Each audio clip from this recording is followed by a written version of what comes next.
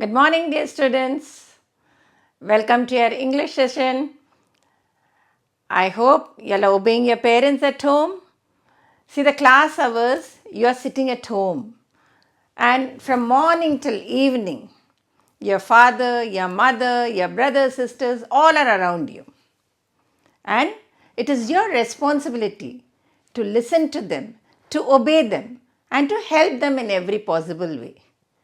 Do you know why I'm asking you this question? Because the lesson that I am going to do today is something related to the way you give respect, the way you help your parents at home. The name of the lesson is Taro's Reward. Lesson 3 from your detailed textbook, Honeysuckle. Yes, children, let's listen to the story. Have you heard a folktale? Do you know what is a folktale? You know it, but you don't understand what exactly is a folktale. Somewhere in the back of your mind, you must be knowing what it is. The moment I tell you, you'll recollect it. Folktale means the stories told by grandparents, parents, down the line to every generation, verbally. That is, not by writing, but orally the story is told from one generation to another. Taro's Reward is a folk tale from Japan. Now, coming to the story, Taro was a poor boy. His parents were also poor and they were very old. And he was a woodcutter. Early in the morning, he used to get up and go to the jungle, cut woods, sell them in the market, and bring some earning for the family and try to feed his father and mother and try to keep them very happy. You also do that because you don't want your parents to be hurt for anything. Right, children? So was Taro. So his only and only thought was that his father and mother should always be happy. He didn't want to hurt them in any way. And every morning, he got up early in the morning, went to the forest, cut as much as wood possible, sold it in the market, and helped his parents. But you know, one day what happened? There was a sudden storm and the weather became very chill. And I told you, his father and mother, they're old people. And his father felt very cold. And he wanted to have something warm. He told his son, "Oh, I wish I could have had sake. That would keep my body warm." And now, poor Taro, he was wondering from where to get the sake. And sake was a very costly drink, very expensive. And he started thinking how to get that expensive sake for his father. Then he thought something. He said, "Let me do one thing." From next morning, he decided to go to the jungle earlier than what he was doing till that day. So he got up even earlier than what he was doing, went to the jungle and he cut more and more and more wood. But still, he could not earn that much money to buy sake for his father. Then one day what happened? As he was working, as he was cutting the wood, he suddenly heard a sound.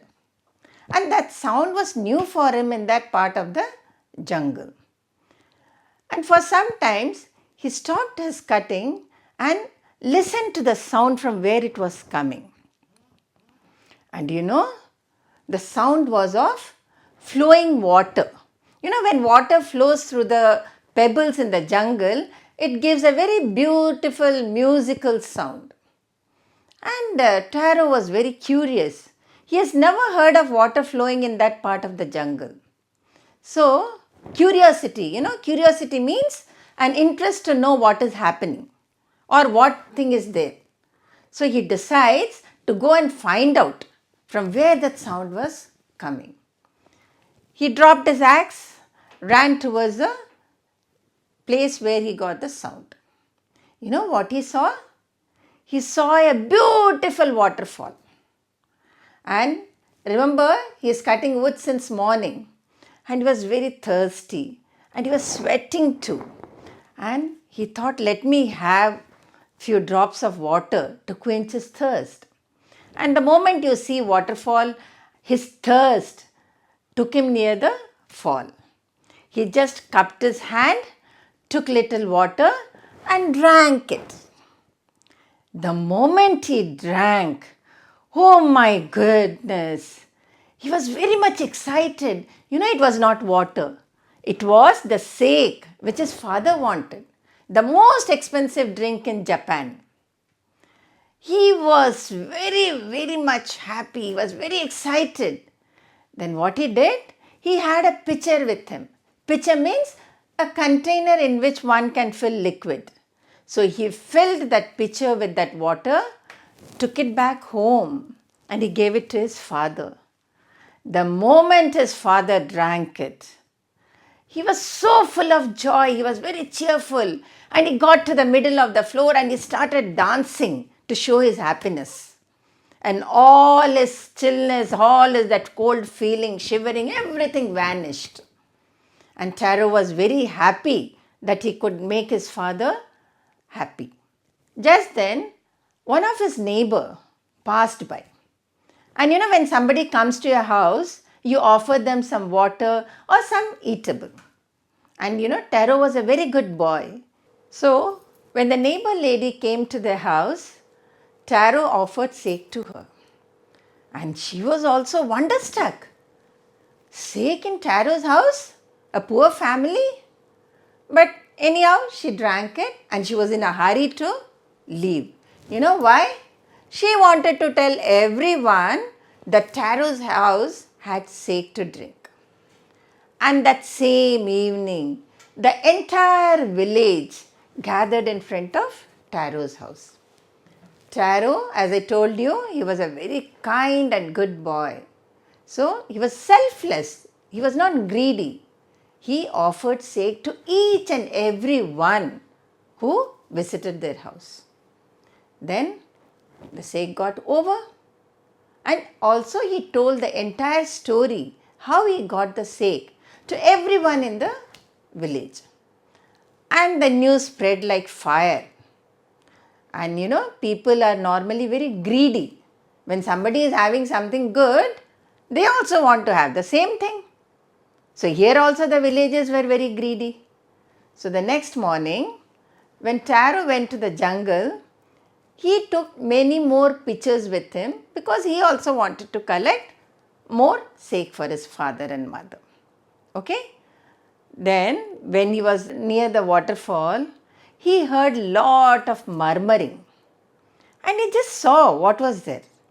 You won't believe, the entire village was there, all ready to fill the water in their containers. They had small, big, large, all sizes of containers with them and they wanted to collect more and more sake to their family.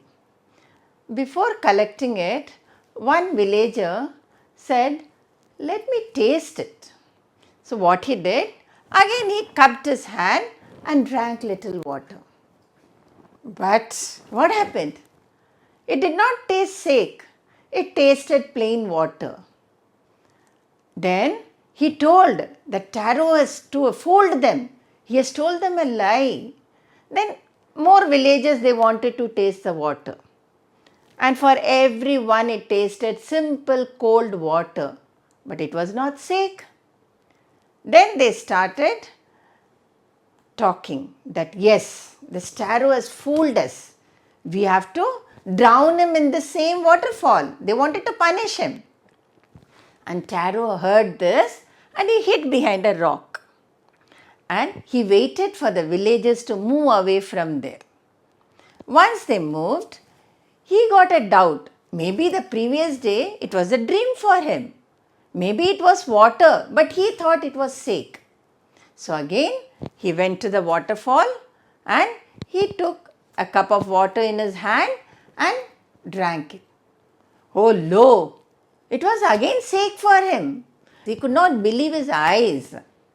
Then he took lot of sake in his containers went back home, gave it to his parents.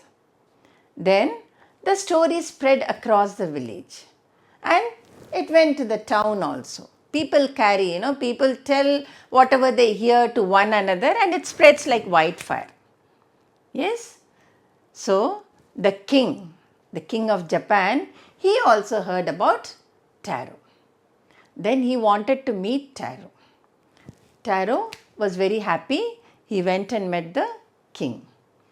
And the king was very happy to see such a kind and good boy. Every time his thought was about his parents, to give them happiness, to keep them happy, and to always see a smile on their face. And the king was very much impressed by his behavior. Then what he did, he constructed a park and named it after Taro. What he wanted was that children across the country should be like Taro. He wanted the children should learn to respect, love and care their parents. Right, children? So I think from this story you must have gathered that if you love, if you be kind to your parents or to anyone elder to you, God will always reward. So you see, the waterfall was an ordinary waterfall, but the quality of Taro was such a thing that God himself was pleased and he rewarded him in the form of sake. It was ordinary water, but it turned to be a sake. The taste of sake was given only to Taro. And all the other villages, they were greedy. Greed never leads to anything good. So children, always learn to be good. Okay? Never be greedy of anything. Thank you.